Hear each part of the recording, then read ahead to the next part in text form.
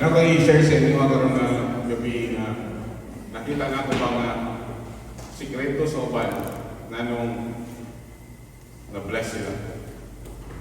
Do you want to be blessed? Amen. Kailangan kita blessing, no? Amen. It's good to blessing. Kailangan kita blessing. Pero you know what? If you want to be blessed, kabalo ba kung gusto ka ma-bless, dapat na kay biyaan sa mong kinukuhin. Kabalo ba ka na? If you want to be blessed, there are things, there are people, there are habits that you should leave behind. Hello? Hello? Kabalo ba mo na? Kung gusto mo ma-bless, na yung mga tao, na yung mga butang, na yung mga habits, ibiyaan ninyo sa inyong kinukuhin. Hello? No? May basa ko sa Genesis 1. Tama ko sa akong reading na kung ginabasa kay Genesis of Acts. No? Basa ko sa Genesis chapter 12, verse 1. No? Sa NIV. Mamalayo ka ba rin sa atong, wala ni sa akong ibutang niya sa atong PowerPoint. Pero nani sa atong kaning verses lang atong tanawa muna. Nagbasa ko sa Genesis 12, verse 1. Genesis 12, verse 1. And nakoy nakita diri si Abraham sa dihang gi-bless sa Ginoo. Naay gimabuhat ang Ginoo sa iyang biyaan. Hello. Kabalo ba mo nga ang Ginoo daghang kayo ang account sa Bible ng Ginoo kung gusto niya i-bless ang iyang katawan. Iyang ikuman nga naibiyaan. Hello. No? Kita kay naalad man ta nga kung diha lang yun ta, diha lang yun. No? Pero you know what? No, nakita na kung ang Ginoo na ginutudlo. If you want to be blessed, dapat makatuon ka mo biya. The Lord has said to Abraham, go from your country, your people, and your father's household to the land I will show you. Ganahan ko sa nakasulat sa New Living Translation, kaingon sa New Living Translation, the Lord had said to Abraham, leave your native country. So natin ang word na leave. Biyaan. No, leave your native country. Diyan mo nag-iyon kay go from your country. Sa NIV ang isulti. No, pero sa NLT, leave your native country, your relatives, your father's family, and go to the land that I will show you. So, kung yung makita diha, ang first is na instruction na Ginoo to leave. Biyaan. No? Biyaan na unsa. Leave your native country. Biyaan niya iyang lugar. Biyaan niya ang lugar nga asa sa siya nagikan. Your relatives, yung mga parientihan, your father's family, biyaan niya ang pamilya sa iyang papa. And go to the land that I will show you. O muadto sa land that I will show you. Kung sa next sinitawo sa verse 2. I will make you into a great nation. I will bless you and make you famous. And you will be a blessing to others. So nag-promise ang Ginoo blessing. Nag-promise ang Ginoo blessing. Pero, i-bless si Abraham sa Ginoo kung nasibiyan. Walay blessing na mabot sa iyang kinabuhi kung dili siya maawa sa iyang lugar. Dili niya biyaan ang iyang pamilya sa iyang papa, dili niya biyaan ang iyang relatives, dili siya bless Ginoo. Mawabot na ang blessing sa Ginoo. I will make you into a great nation, I will bless you, I will make your name great, and you will be a blessing. So i-bless sa Ginoo, dili lang siya i-bless sa Ginoo, ang mga tao pod nga iyang nasa sunod sa iya, i-bless po sa Ginoo. Amen? He is blessed to be a blessing. So verse 3, I will bless those who bless you, and curse those who treat you with contempt. All the families on the earth will bless through you. So nakita ninyo direct, no? I-bless Ginoo, na promise ng Ginoo, blessing ng Abraham. Pero, he need to leave behind something. Something, someone, some else. Daghan kayo, abiyaan sa Ginoo sa iyang kinabuhi. Hello? And ako nang ibasa pagbalik pa katong ato bitang kita na last Sunday nga verse katong sa Matthew 19 verse 16 to 26 katong story about sa rich young man.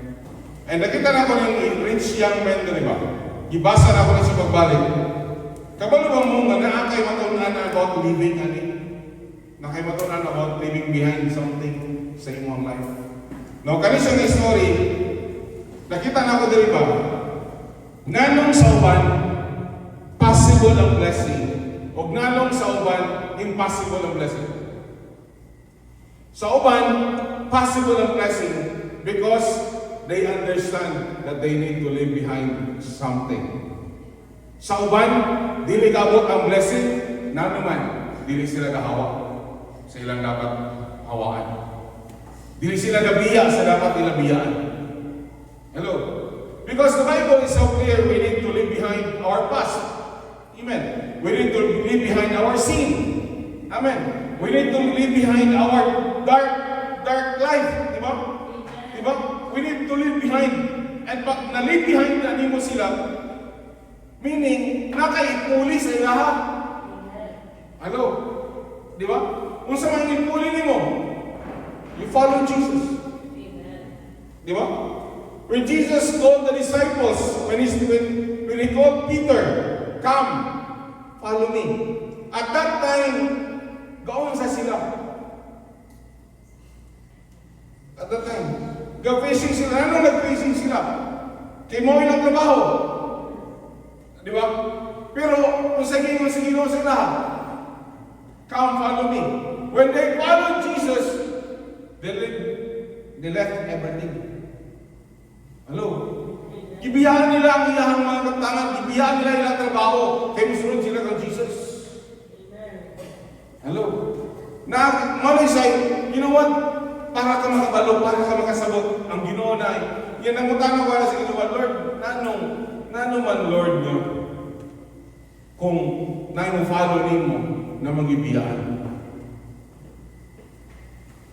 Kabalo ka, ang say, tubag sa Ginoo sa mga simple ka na tubag. Para masugod ang purpose.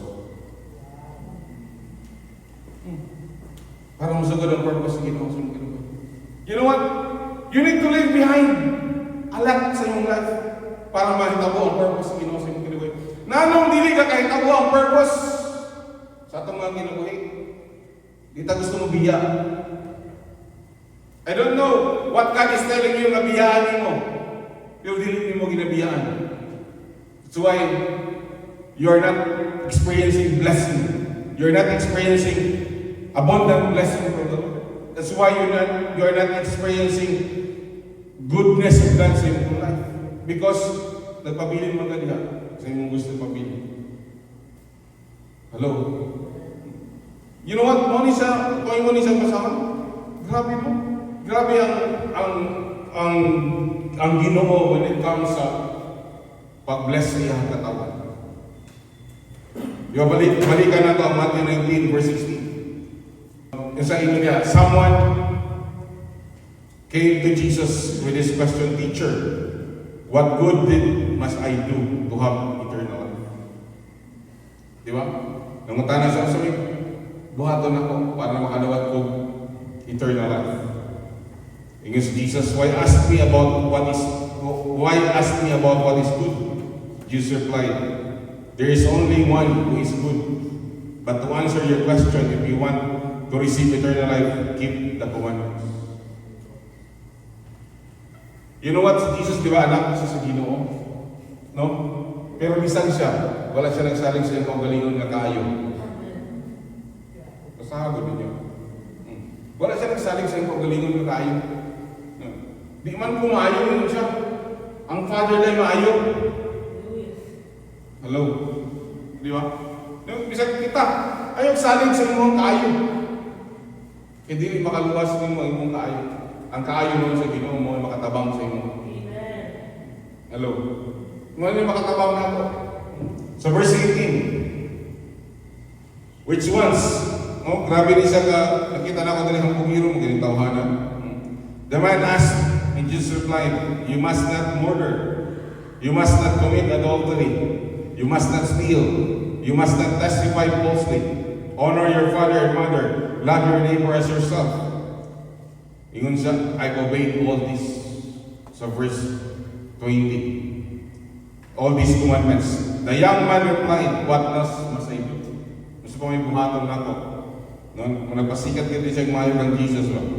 Jesus told him, if you want to be perfect, go and sell your possession and give the money to the poor, and you will have treasures in heaven. Then come, follow me. Di ba naman yung Jesus, then come, follow me. You know what? When you follow Jesus, naging kaibiyan. Ang say, kanang rich young man, ang sayang, unang biyaan niya. If you want to be perfect, go and sell your possession. Biyaan niya kaptangan. Do you want to follow Jesus? Biyaan mo ang mga butang. Siyempre, nasa butang, biyaan niya. No? Pag-follow ka Jesus, hindi naman si Jesus nag-require sa inyo ang naghanap dala sa pag-follow sa iya. Because sa sama ni David, gusto ni Jesus, one thing lang na nasa imong mind. One thing lang nasa imong kasing-kasing. Hello, iyan ang presensya. Ang pangutana ba? Dili daw ng butang, dili daw ng kwarta, pero ang pangutana, ang butang o kwarta, pwede ba mo labaw sa presensya sa Ginoo? Pwede. Muna ako ang likayan na ang butang o kwarta nahimo ng labaw sa presensya sa Ginoo. Amen? No? Ang sabi ko sa iyan, iyahang kaptangan, iyahang kwarta, kailangan siya kwarta, iyahang money. And I believe, because he is rich young man, I believe, dapat po niya biyaan ang iyahang kaugalingon na success. Dapat po niya biyaan ang iyahang kaugalingon ng mga achievements. Di ba? Dagan mo niya siya achievements. Patanon pagod niya siya, kung niya dato o siya. Di ba? So dapat po niya biyaan ng iyang achievements. And isa na ko din nasangkan, following Jesus requires living. Requires you should leave something behind na kay biyaan. Wala akong kaingon nga ang biyaan ni dapat karang atong mga butang. Pero I believe God is telling you something kung sa gibiyaan mo sa imong kinabuhi. Because iyon pa nako, daghano gusto pabiyaan ang Ginoo sa atong kinabuhi. Dili ka kay tawag atong purpose nga man di taga-biya. Hello. Taga-biya sa atong past, taga-biya sa atong bisyo, taga-biya sa atong mga naandan, no? Taga-biya sa atong comfort. Di ba? Di taga-biya sa atong mga kinaiya nga dili wala biya sa plano pubuton sa Ginoo. Dahil kayo wala na itong ginabiyahan. That's why we are not experiencing the blessing of the Lord. If you want to experience the blessing of the Lord, pamiya. Bitaw. Makatuon tawag pamiya. Hello. Sa verse 22. But when the young man heard this, he went away sad, for he had many possessions. So what's the reason why he was not able to follow Jesus? He did not want to leave behind his possessions. Di ba? Di ba? Oh. Para sa ihanan akong kwarta, bless na ko. Pero ang blessing of soul is not the money. The blessing of soul is the presence of God in your life. That's the greatest treasure of all treasures. Atong kinabuhi. Kung saan gisulti niya sa verse 22, ang next verse. Then Jesus said to his disciples, I tell you the truth, it is very hard for a rich person to enter the kingdom of heaven. Lisod kayo makasulod sa kingdom sa Ginoo ang rich mga person. Sometimes hindi mo rich nga kanang kwartahan kita. Pero we are so rich in a lot of things, hindi natin mabiyaan. Di ba? Maybe wala kang kwarta, pero naibutang na rin yung biyaan kung pagsunod ng Jesus. Hello?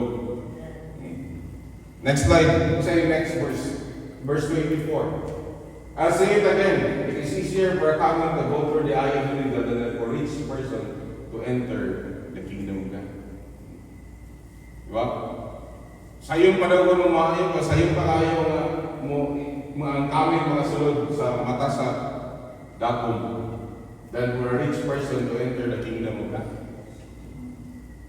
Nga naman, lisod yun musulod ang Ginoo sa imong kinabuhi kung daghan ka ginawiran. Because ang gina-require sa Ginoo, following man. Dili man staying. Hello? God do not want us to stay, God wants us to follow. Hello? God wants us to follow Him. Dili staying. Follow Him. Do not stay diha lang sa imong lingkuranan. Do not stay lang diha sa imong balay.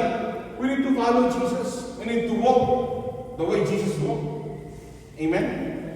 Now next slide, verse 25. The disciples were astounded. Then who in the world can be saved? They asked. Then verse 26. Jesus looked at them and said, humanly speaking, it is impossible. But with God, everything is possible. Humanly speaking, ang human, daghang kayo ginahawiran. You know what? Ang greatest example sa living, yan ang biya, si Jesus. Ibiyaan din niya ang langit para sa inyo.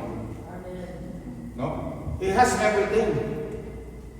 He have everything. Naanasayahan niya tanin sa langit. Pero gibiyaan niya ang langit. Kung ipadahin ninyo basa sa verse 26 naman, but with God everything is impossible. And Peter said to him, si Peter nangutana kay Jesus. Tanawon niyo si Peter. Nanong si Peter was able to follow Jesus. O tanawan ninyo yung kinabuhi. Nanong nakapollow ng Jesus, si Peter and Jesus. And Peter said to him, we've given up everything to follow you. What we will get? What will we get? Di ba? So makita niyo si Peter, gihatag na namo tanan, yung musunod nimo, kung sa iyong makuha. Amen. Tanaw si Peter, and Peter said to him, we've given up everything to follow you. What will we get? Sa mga nag-give up, sa mga naghatag sa ilang kaugalingon, give up na nimo yung kaugalingon sa Ginoo, what will you get? Kabalo ka sa Ginoo? Kabalo ka sa Ginoo ni Jesus? Verse 28, Jesus replied, I assure you that when the world is made new and the Son of Man sits upon His glorious throne, you who have been my followers will also sit on 12 thrones judging the 12 tribes of Israel. Muna yung promise sa mga apostles. Pero wala ka diha. Dili ka part dito sa mga apostles nga mo-judge sa 12 tribes of Israel. Kung sa'yo promise sa Ginoo sa mga verse 29. And everyone was given up houses, brothers, or sisters, or father, or mother, or children, or property, for my sake will receive 100 times as much in return and will inherit eternal life. Amen! Oh. Pero sa ipaalam sa Ginoo, will receive 100 times as much in return and inherit eternal life. Amen. Sa katong mga tao, kung nakatuon magbiya kung sa ipaalam sa Ginoo, ibalik sa Ginoo sa imo 100 times and you will receive eternal life. Amen. So promise of God. Naalagi ang Ginoo, naging ko sa inyo, ang Ginoo na siya ipalin behind. Pero ate, na siya blessing. Di ba? Amen. Amen. Di ba? I will receive 100 times as much in return and will inherit eternal life. At the end of the day, ibiyan ako, man ako siya talus. Nagpabilin mo yun sa mga, naubal pa nun ako sa talus. And ang pinakanindot kayo mga paminahon, naluwas akong mama. Hello? Hello? Mahimo ka example sa inahaba. Hello. Manang ayaw sing complain sa imong pamilya, ayaw sing complain kung sa klase ng pamilya nga nakaka-tarungay mong kinabuhi para yung pamilya madala nimo diya sa Ginoo. Amen. Pangalagad niya sa Ginoo. Muban lagi na sila. Hello. Hello. Hello. Ay sing tanawa kagahay sa pamilya. For with man it is impossible, but with God it's Amen? Tulo ka butang. Kaya pag mabali. Oh. Possibility happens to those who understand the importance of living. No? Possibility happens. Ang possible itabo sa mga tao na may discernment or understanding. No? Or understanding sa importance of living. Why it's important to live. Nano importante nga naibiyan. No? Sometimes it's not about living, L-I-V-I-N-G. But sometimes it's about living. Hello? Amen. No? Kung sa may possible. O nanong possible mo sa uban? Number one, because they live behind self-righteousness. Gibayaan nila ang ilang self-righteousness. Sa Matthew 19, verse 16 to 20, makita na ito diha, di ba? Nga, ang rich young man, dili niya kaya biyaan. Hindi niya kaya biyangan ang iyang mga naasa. No, ang una niya nagsulti, I'm a good man. I'm a good person. I am able to follow the 10 commandments. Masunod na po ang 10 commandments. No? Self-righteous kayo sa iya ba? No? Self-righteous kayo siya. Masunod na po ang naman. Makasunod ko, makafollow ko, makafollow ko, ano. Pero sa giingon na to last Sunday, there's no amount of good things. No? Good deeds nga makaluwas na to. Amen? No, wala yung amount of good deeds nga makaluwas na to. Ingon pa siya diya sa verse 20. Di ba sa Matthew 19 verse 20? All this I have kept. What do I still lack? Mas ba may igulang na? Di ba? No, so he trusted in his own righteousness. Instead nga mag-trust siya sa righteousness, igibuhat sa Ginoo sa iyang. Ibig mag-trust siya sa righteousness ni Kristo. Ang possible lang butang sa imong ginabuhi igsoon o makatuon ka mag-trust dili sa imong righteousness basta righteousness ni Ginoo. Si Paul kung yung basahon ang di ba gisulat ni Paul, who to me? Di ba? Ano siya who to me? Ano kayo ko? Alakot kayo. Wala kayo. Gusto ko maghimong mayo, pwede ko maghimong mayo. Di ba? Gusto ko, pero magkabuwag ako ng dautan. Pero sa inyo ni Paul, but thanks God, He sent His Son Jesus Christ. Thanks be to Jesus. Thanks to Jesus Christ. Amen? Tungod kang Kristo, na ipagkamatarong na niabot sa kuba, na ipagkamatarong niabot sa imuha. Dili tungod kay maayo ka na tao, dili tungod sa imuhang buhat, tungod sa iyahang buhat sa imuhang buhat. Amen. Number 2.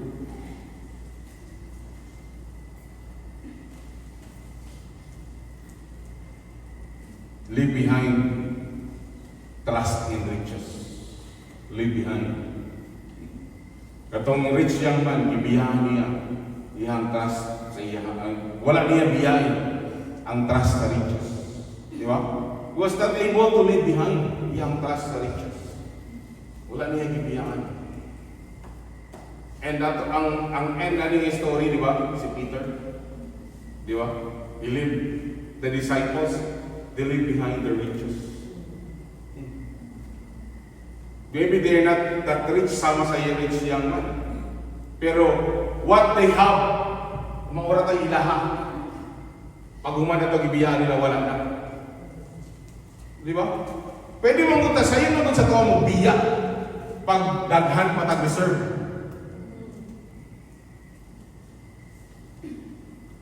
Ang problema pag wala na kay reserve, wala kay second option ba? Wala kay third option. Mo na lang inaimuha. Hello? Di ba? Hindi kayo mapahalo kay Jesus ka nang wala na gayon. Manato. Hello? Makadumdumi ni Pastor Jing when we followed Lord, magpastor na gami, Nagulit yung masbate kay nagbaligya may lote sa Legazpi City. Kaya mo na yung ibahin-bahin ng halin. Na kami nadawat niya 100,000 na siguro, 120,000 Pastor Jing, ikan kang mama. I-check pa kita, so ikan kang mama. Niya. Nag-follow ni kang Jesus. Nahurot ang 100,000? 100 o 150,000? Wala sa 100 something? 150, nahurot. Sa tanan na time na namin sa CMU. Nahurot ng 150,000. Kaya na naman, ang Mga estudyante nga, sige adto sa balay kay sige kapon. Sige mo librehon, sige mo librehon. Ikaw ba dumog ko karon? Diba? Nahurot ako man ito. At the end, pag sunod ako na, wala na 150,000. Praise God. Padayon niya ako kapag sunod sa Ginoo. Pero God is faithful.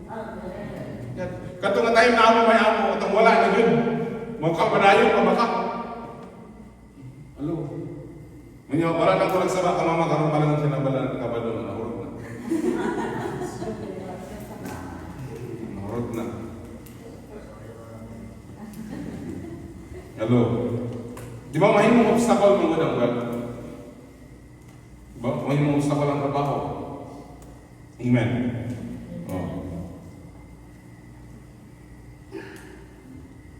And number 3. Ulan natin yung number 3. Mona ni si Peter. He lived everything to follow Jesus. Di ba ako sa statement ni Peter? Then Peter said to him, we've given up everything. Di ba? Kumani yung lagyatag, wala na. Wala na, di ba? Wala na. Everything. Wala na ang everything. No? Sa imo ang katapag, yung katapag, kumusta man ka? Everything na ba? Everything na ba? So, si Peter yung bihani ang hello? He left everything. Ibiyaan na tanan. I-open na natin itong Bible sa Matthew chapter 4, verse 18. Muna yung time ng mga disciples nag-follow kay Jesus. No? Matthew chapter 4, verse 18. As Jesus was walking beside the Sea of Galilee, he saw two brothers, Simon called Peter and his brother Andrew. They were casting nets into the lake, for they were fishermen. Nangisda sila sa lake. Kaya na naman, may isda sila. Kung sa next minute ako sa verse 19. Come follow me, Jesus said, and I will send you out to fish for people. Come follow me. Oh. Di ba kapag isda? Come follow me. Kung sa inyo ni Jesus, usabon na po ang inyong purpose. Dili na mo mag-fish of fishes, mag-fish na mo of people. Amen. When you follow Jesus, there's a change of purpose. Before ko na-follow kang Jesus, I thought for the rest of my life, ahinti ko. Ahinti ko. Mora na ako na. Magbaligya akong pigs. Babalhin ko siguro sa insecticide, baligya lagi hapon. Muna akong purpose. Hello? Maupod sila, hindi nila ang purpose na kinabuhi. Mag-isda na naman sila. Angkod sa angkod. Hello? Pero yung Jesus, come, follow me. And I will change your purpose.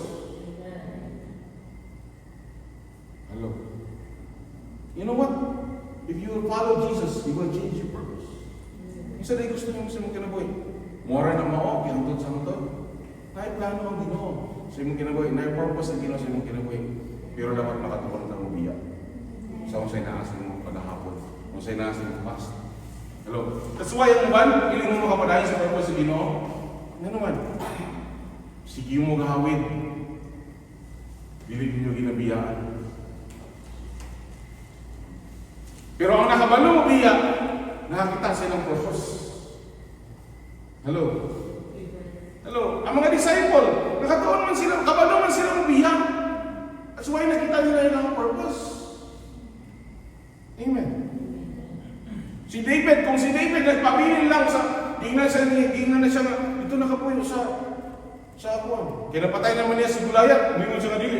Muli lang ko, kay matingan lang yung mga kanding o mga karniro. Hello? Di ba naman sa mga purpose?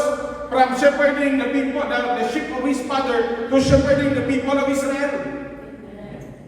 Hello? All throughout the Bible, magtanaw ka sa mga tao sa Ginoo. Usap sa Ginoo ilang kinabuhi. Na naman, they left behind something and they followed God sa kanilang life. Si Moses, di ba? Si Moses, ibiyaan ba yan niya ayahang royalty? Kaya para tabangan ng mga tao sa Israel. Hello? Na para may tabo sa ihang purpose sa Ginoo sa ihang kinabuhi. Amen. Amen. And I will send you out to preach for people, as I sumpay sa verse 20. At once they left their nets and followed him. They left. When you left something, because you already left something, you follow someone. Hello. Hello. Why you are not able to follow? Because you're afraid to leave something. Di ba? Mahadlo ka mo follow, kaya naman. Ang ano din ka maka-follow, kinahadlo ka mamiya. Mahadlo ka mamiya. Mahadlo ka mamiya sa iyong paghahapon, mahadlo ka mamiya sa iyong bisyo, mahadlo ka mamiya sa iyong naandan ng mga nakinabuhi, di ba? Mahadlo ka. Pero kung biyaan din mo na, maka-follow ka. Sometimes, ang nagagpugong sa tuwa maka-follow, ika na lagi, mulingin pa tawa. Kung sa inyo galing sa Bible, pag magdarong, di rin naman, lingin-lingin pa sa likod, kung malingin-lingin sa likod, hiwi ang daro. Di ba, kisa may farmer na rin, nakadaro na. Di ba? Pag magdaro, pag magsing-lingin sa likod, mahiwi, straight lang yun, para makapadayon diya sa Ginoo. Kung sa'yo, sumpay niya sa verse 21. Going on from there. So, dili lang si Peter, o sa gandang ni Peter? Wala. Kalimot na mo. Si Andrew. Actually, isa yung pinakauna na disciple. Si Andrew. Si Andrew, iya lang di galgal si Peter ba? Uban na to. O di ba? Nakita ninyo? Si Andrew, kita ninyo sa discipleship, pag mag-disciple na mo, pwede nga ikaw mo nag-disciple, ikaw si Andrew. Pero ang imuhang nawin, mas daghan pag nawin sa imuhang. Pero kung wala mo siya gawin, hindi mo makawin ang 5,000. Di ba? Sa time na si Peter na nag-istorya, 5,000 ang luwas. Amen. Muna mo padahin ka pa-disciple. Kung sa ka. Di ba? Numuundang ka. Hindi ka kabalo sa iyong mabot ang time ng imuhang ma-disciple, mawin ka sa Ginoo, mas maayo ka nimo. Mas daghang pagkaila sa imuha. Amen. Going from there, he saw two other brothers, James and son of Zebedee, his brother John. They were in boat with their father Zebedee. Kauban pa ng papa. Kauban pa ng papa. Preparing their nets, Jesus called them. And immediately they left the boat and their father. Diya ko nung dyan na igubang and their father. Ibiyaan na ng papa. Kung follow ka kung Jesus lagi, mabiyaan na yung mabiyaan. Hello? Nagisakit ka bakit? So mag-follow ka Jesus. Amen? Amen? They left the boat and their father. Nung sa gatong, pero katong isa ka account sa Bible, katong follow siya kang Jesus, pero ingon siya, pwede ba ilubong sa akong papa? Actually, wapagay namatay, bitang iyang papa. Di ba? Kung namatay iyang papa, kulatan pa niya, mamatay iyang papa, ilubong niya, pag namatay na, ilubong niya, pag nalubong, ay pa siyang follow. Yung sa ka? Siniswerte? Di ba? Pag-follow ka Jesus, spirit na siya, ugman na Lord, ugman. You do not know what happened. Sunod. Karoon na ang pagsunod sa Ginoo. Amen? Immediately they left the boat and their father and followed him. Di ba? Biyano nila ilang trabaho, ibiyano nila ilang pamilya. Kaya na naman, isunod kay Jesus. Matthew 19:29. And everyone was given up houses, or brothers, or sisters, or father, or mother, or children, or property. For my sake, will receive 100 times as much as they born, and inherit eternal life. Amen. Ito na yung promise ng Ginoo. Akong ang gagawin ng worship team, ang ating diri sa tubangan. No. So, kung mo na siyang tanawon. I promise ng Ginoo, everyone. No? I-bless ka sa Ginoo. Amen. Hindi mo kayo i-bless ka sa Ginoo. Basta, na ako'y biyahe. Di ba? Basta na ako'y biyahe. Amen. Wala ka na ako kayo na lang, Lord, sa Ginoo. Amen. Everyone who has left houses, or brothers or sisters, or father or mother, or wife or children, or fields, for my sake, will receive 100 times as much as they will inherit eternal. Amen. Amen. Manang ang Ginoo igsoon nga nagtawag sa tuwa. Nagtawag po siya sa tuwa.